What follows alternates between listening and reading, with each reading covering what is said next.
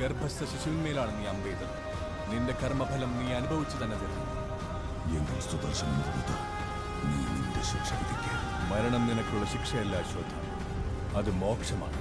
1000 സംവത്സരങ്ങൾ മുറിവുണങ്ങാതെ മൃതതുല്യനായി മരണമില്ലാതെ ഏകാഗിയായി നീ ജീവിക്കണം. ഇതാണ് നിനക്കുള്ള ശാപം. ഇതിലെനിക്ക് പ്രായച്ചിത്തമില്ലേ കൃഷ്ണ? ഇന്ന് നീ നമ്മെ വധിക്കണമെന്ന് ആഗ്രഹിച്ചു. ഇനിയൊരിക്കൽ നീ തന്നെ നമ്മുടെ രക്ഷയ്ക്കായി വരേണ്ടി വരും.